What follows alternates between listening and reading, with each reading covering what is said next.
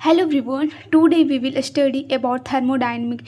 It is the most important subject in which in mechanical engineering.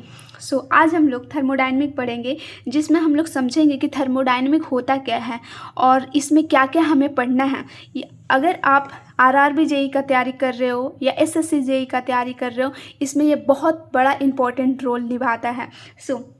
हम लोग सबसे पहले थर्मोडायनेमिक मीन इस अगर इफ़ आप इसको दो टुकड़ों में तोड़ोगे, thermo and dynamic. Thermo means heat और डायनेमिक दैट मीन मोशन। तो आप देख सकते हो, ये मैंने नोट्स बनाया है। आज मैंने जो पढ़ा है मैं आपको एक्सप्लेन करती हूँ। तो thermodynamic, basic thermodynamic and applied thermodynamic हम डिवाइड करेंगे सबसे पहले बेसिक थर्मोडायनेमिक में एंड अप्लाइड थर्मोडायनेमिक में।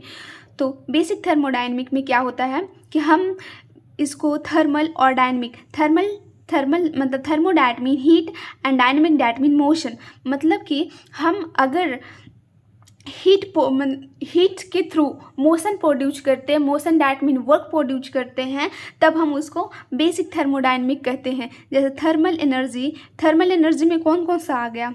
थर्मल एनर्जी, फ्यूल क्या है? Chemical energy. जब हम फ्यूल को बर्न करते हैं तो वहाँ से हीट प्रोड्यूस होता है और हीट के थ्रू हम किसी भी टाइप का मोशन प्रोड्यूस कर सकते, वर्क प्रोड्यूस कर सकते, ऐसे वहाँ से हम लोग वर्क प्रोड्यूस कर सकते। जो हमारे इन्वायरमेंट में है, इन्वायरमेंट में बहुत सारे हीट मौजूद है प्लेंटी में, लेकिन वर्क बहुत कम मात्रा में है, इसलिए हमें वहाँ प्रोड्यूस करना पड़ता है। सबसे पहले फ्यूल से प्रोड्यूस होता है हीट और हीट कन्वर्ट करता है वर्क को। तो आप ये चेन को समझ सकते हैं। जो हीट है वो low grade of thermal energy है। डैट मीन इस यहाँ पे लो ग्रेड थर्मल एनर्जी इसलिए बोला गया है क्योंकि जो हीट है वो बहुत ही मात्रा में प्रेजेंट होता है अपने सराउंडिंग्स में, और जो वर्क है वो बहुत ही लो अमाउंट में प्रोड्यूस होता है, इसलिए उसको हाई ग्रेड बोला गया है। अब हम लोग देखेंगे कि अप्लाइड थर्मोडायनेमिक में हमें क्या क्या पढ़ना है। Heat transfer, power plant energy and thermal. Power plant में दो टाइप का पावर प्लांट आ गया, thermal power plant, gas power plant, IC engine and RAC. ये सब हमें अप्लाइड थर्मोडायनेमिक्स में पढ़ना है। सबसे पहले हम लोग बेसिक थर्मोडायनेमिक ही देखेंगे। तो सबसे पहले हम लोग देखेंगे 3E क्या है? E for equilibrium, E for energy and enthalpy, E for entropy। Equilibrium that mean zeroth law में यूज होता है, और एनर्जी और इंथैल्पी फर्स्ट लॉ में यूज होता है, और entropy second law of thermodynamic होता है। थर्मोडायनेमिक में हमें ऐसे तो फोर्थ लॉ पढ़ना है। सबसे पहले zeroth law, first law, second law of thermodynamic and third law of thermodynamic. हमें ये मस्ट जानना है कि जीरोथ लॉ क्या होता है, फर्स्ट लॉ क्या होता है, सेकेंड लॉ क्या है, थर्ड लॉ। इसके बारे में हम आगे पढ़ेंगे। फर्स्ट हम पढ़ेंगे कि हम लोग सबसे पहले थर्मोडायनेमिक में एक बहुत हमें बेसिक चीज़ें जाननी होती है, जो कि होता है थर्मोडायनेमिक सिस्टम किसे बोलते हैं और सराउंडिंग्स किसे बोलते हैं। तो हम सबसे पहले देखते हैं कि थर्मोडायनेमिक सिस्टम किसको बोलते हैं। सिस्टम का मतलब होता है वो फिक्स्ड है। अगर हम किसी चीज़ के बारे में स्टडी कर रहे हैं तो सबसे पहले हम उसको फिक्स्ड मानते हैं, फिर उसके बारे में हम स्टडी करते हैं। It is a fixed area और रीजन, आप समझ सकते हो। ये this is the fixed boundary and outer side of system is called the surrounding, you can see, and there is this area is called the boundary. So boundary, you can see here it is the imaginary line। जो boundary होता है वो imaginary line होता है which separate system from boundary, जो system को surrounding से separate करता है। आप ऐसे समझ सकते हो। सिस्टम, यूनिवर्स क्या होता है? सिस्टम और सराउंडिंग को कोलैब करके जो बनता है वो यूनिवर्स होता है। बाउंड्री, जो ये बाउंड्री है वो रियल भी हो सकता है और इमेजिनरी भी हो सकता है, और फिक्स्ड भी हो सकता है और मूवेबल भी हो सकता है। आप किस टाइप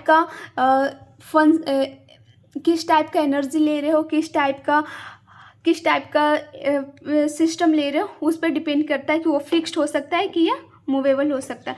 अब हम पढ़ते हैं कि टाइप ऑफ सिस्टम कितने टाइप का होता है। Isolated system, open system and close system. Isolated system में क्या क्या होता है?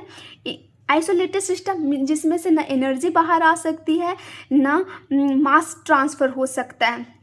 आप देख सकते हो, मतलब मैं ज़्यादा इलोबरेट नहीं की हूँ, इन समरी मैं आपको बस एक्सप्लेन कर रही हूँ। Isolated system in which there is no energy transfer and no mass transfer, and open system in which system energy can also transfer and mass can also transfer easily, and closed system में energy transfer हो सकता है लेकिन mass transfer नहीं हो सकता। Hope you can understand. अब हम लोग थर्मोडायनेमिक प्रॉपर्टी पढ़ेंगे। थर्मोडायनेमिक प्रॉपर्टी में क्या क्या आता है? सबसे पहले pressure, volume, temperature, enthalpy and entropy, ये सब आता है। जैसे pressure, volume, temperature, enthalpy and entropy, ये सब आते हैं।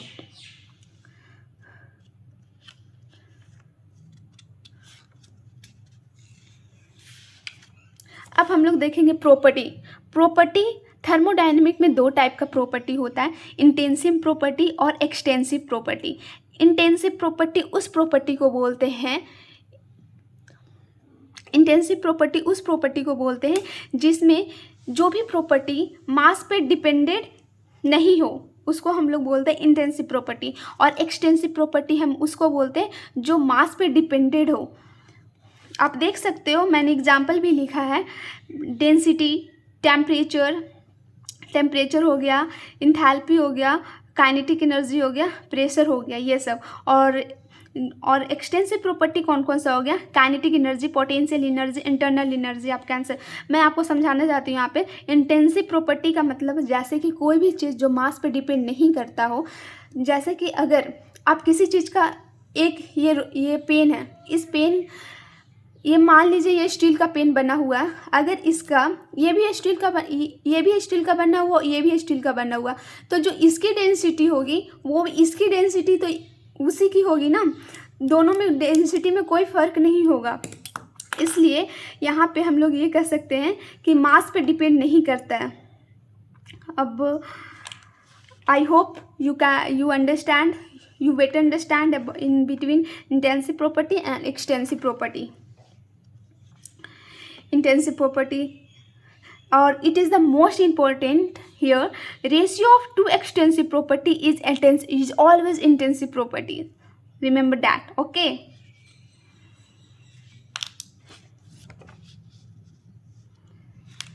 Here फीचर, अब हम लोग पढ़ेंगे स्पेसिफिक प्रॉपर्टी क्या होता है? Extensive property per unit mass equal intensive property. मतलब स्पेसिफिक प्रॉपर्टी ही होता है, जो भी एक्सटेंसिव प्रॉपर्टी है अगर उसका पर यूनिट मास निकालते हैं तो वो हमको हमारा स्पेसिफिक प्रॉपर्टी निकल जाता है। अब हम लोग प्रॉपर्टी का फीचर पढ़ेंगे कि हम किस चीज़ को प्रॉपर्टी बोलेंगे और किस चीज़ को प्रॉपर्टी नहीं बोलेंगे।